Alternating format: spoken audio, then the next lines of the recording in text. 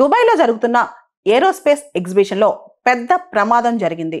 భారత్కు చెందిన light combat air craft Tejas కూలిపోయింది. దుబాయ్ కాలమానం ప్రకారం మధ్యాహ్నం నవంబర్ 21 తారీఖు మధ్యాహ్నం 2 గంటల ప్రాంతంలో ఈ ప్రమాదం చోటు చేసుకుంది. ఆ ఏరో షోలో ప్రజెంట్ చేసిన మన తేజస్ సడన్ గా నోస్ డైవ్ అయిపోయింది. అంటే సడన్ గా దాని ముందు భాగం కిందకు వచ్చేసి కంప్లీట్ గా అది కింద పడిపోయి ఆల్మోస్ట్ ఒక ఫైర్ బాల్ లాగా అయిపోయింది అనమాట. పూర్తిగా ఎక్స్ప్లోడ్ అయిపోయింది, నిప్పులు చెరిగింది అనమాట. దాంతో ఏరో షోలో పెద్ద ప్రమాదం చోటు చేసుకుంది. దాంతో పాటు పైలట్ కూడా చనిపోయారు. దుబాయ్లో మనకు తెలుసు, ప్రపంచంలో one of the largest aero show exhibition జరుగుతాయి అనమాట. ఏవియేషన్ ఎగ్జిబిషన్ జరుగుతూ ఉంటుంది. ఇది ప్రతి 2 సంవత్సరాలకు ఒకసారి ఒక బయన్నియల్ ఎగ్జిబిషన్ అనమాట. ఈ ఎగ్జిబిషన్ లో దాదాపు 100కు పైగా దేశాలు పార్టిసిపేట్ చేస్తాయి.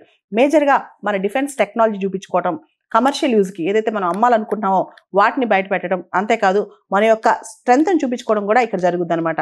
అయితే తేజస్ ఏదైతే ఈ లైట్ కంబాట్ ఎయిర్ క్రాఫ్ట్ ఉందో ఒక్కసారి కూలిపోయి భారీగా మంటలు చెలరేగాయి. ఈ ఘటనలో పైలట్ కూడా చనిపోయారు. మనం చూస్తే కనుక ఈ Tejas light combat air craft ఏదైతే ఉందో ఈ కూలిన దృశ్యాలు కూడా సోషల్ మీడియాలో చాలా వైరల్ అయ్యాయి అనమాట.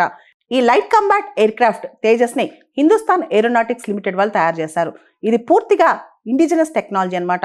ఆల్మోస్ట్ దీన్ని 4.5 జనరేషన్ ఫైటర్ జెట్ అని చెప్పొచ్చు. 5th జనరేషన్ ఫైటర్ జెట్ కి చాలా దగ్గరగా ఉందన్నమాట. ప్రస్తుతం భారతదేశం యొక్క వాయుసేనలో మార్క్ 1 తేజస్ జట్లు ఉన్నాయి. ఈ తేజస్ జట్లు ప్రమాదానికి గురవటం ఇది రెండోసారి. ఈ ఏడాది మొదట్లో అంటే ఈ మార్చిలో రాజస్థాన్లోని జైసల్మేర్లో సేమ్ ఇలాంటి ప్రమాదం ఒకటి జరిగింది. అయితే అక్కడ పైలట్ సురక్షితంగా బయటపడ్డారు, కానీ ఇప్పుడు మాత్రం పైలట్ కూడా మరణించారు. దుబాయ్ ఎయిర్ షోలో జరిగిన ఈ తేజస్ ఫైటర్ జెట్ ప్రమాదంలో ఇండియన్ ఎయిర్ ఫోర్స్ పైలట్ మరియు వింగ్ కమాండర్ నమన్షుక్ శ్యాల్ మృతి చెందారు.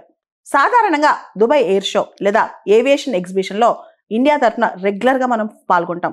మన ఎయిర్ ఫోర్స్ కావచ్చు, హిందుస్థాన్ ఏరోనాటిక్స్ లిమిటెడ్, DRDO మరియు ఇండియాకు చెందిన రకరకాల ప్రైవేట్ ఏరోస్పేస్ ఏజెన్సీస్ ఇవన్నీ కూడా అక్కడ ఎగ్జిబిషన్ లో participate చేస్తాయన్నమాట.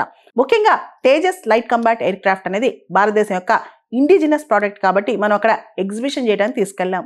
Tejas light combat air craft ఏదైతే మన ఆర్మడ్ ఫోర్సెస్ లో 2016లో ఇండక్ట్ అయిందో ఆ తర్వాత ఇది రెండో ప్రమాదం అనమాట. లాస్ట్ ఇయర్ మనం చూస్తే కనుక జైసల్మేర్ లో జరిగింది.